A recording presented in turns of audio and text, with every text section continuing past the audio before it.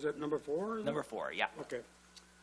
I move that the city of Miramichi adopt the disposition of acquisition of municipal land policy attached to management report ED and T 2023-10. Thank you, Councillor King, seconded by Councillor Harris on the question.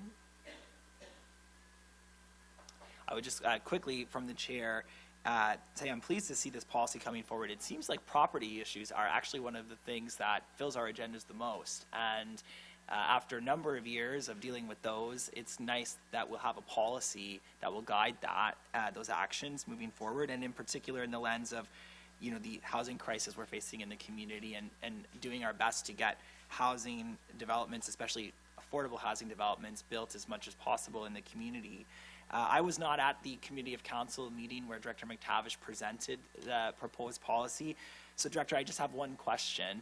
And the policy speaks a lot about the disposal of land around for potential housing development through EOIs and RFPs, which is really great because we've talked a lot about that in the working group in other areas. I just want to confirm that the policy does still leave space, though, because the next motion will potentially identify a surplus land bank for housing. The policy would still allow for developers to identify a piece they might be interested in and make a proposal or a pitch to council. Would that still be allowed, I guess, permissible with this policy? To the chair, yes, it would. The acquisition portion of this does have a mechanism on how that process would unfold. Still needs to be worked out a little bit as far as where the entry point is and how that gets to council to make a decision, or where the funding might come from for that. But yes, the policy is open to those types of ideas, and that can not only come from an outside source, it can come from a staff member or members of council in general. Great, thank you. Yes, a motion regarding establishing a housing land bank. Do I have a member of council who will make this motion? Councillor. Councillor Duplessis. Thank you, Worship. I guess a question on this through your chair to the director. Is there a process that'll come forward next to establish kind of which of these property or what the appropriate zoning or what the desired zoning would be for these individual properties, seeing that some of them could be residential, some of them could be commercial, and just kind of getting ahead of that process, for the sake of efficiency for development.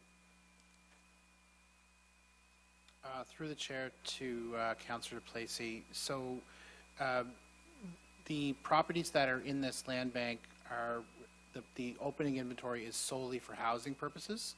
So your question regarding the zoning on the residential, I think is very important.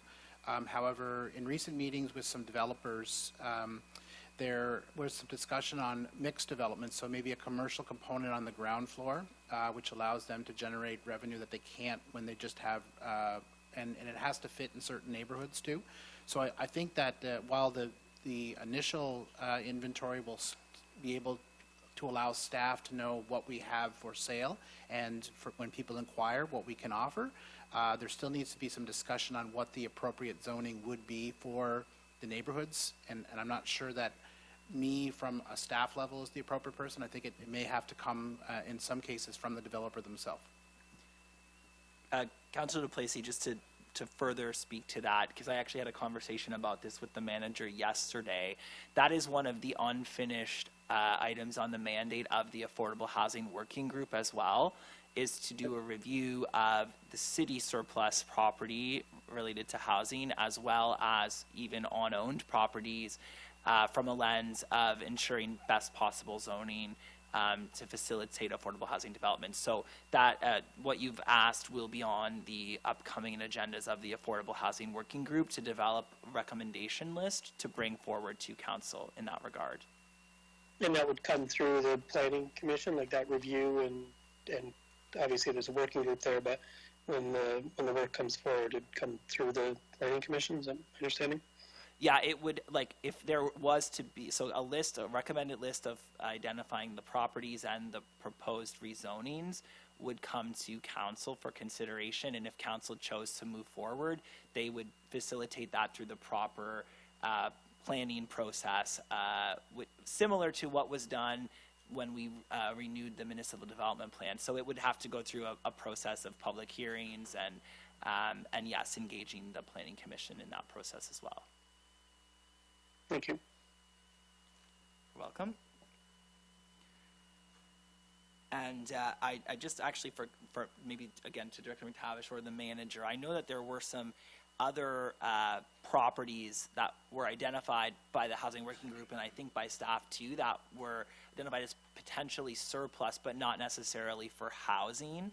I guess your point, Director McTavish, is that this motion is specific to the housing lens, but will we be still working towards having a public list of surplus properties that would be larger than just a housing focus? There would be value from my perspective in the community knowing which property we have declared surplus in case they might have an interest in pursuing it. Yeah, I think the easiest way would be to have the declaration or relating to those properties done, not necessarily creating a separate land bank, Yeah. but having the declaration done, and if they're not in the housing land bank, by implication, they're available for other uses. Right. Oh, right. So effectively that list is already public. Yeah. Yeah. Okay. Thank you. Seeing nothing further, I'll call the vote. All those in favor?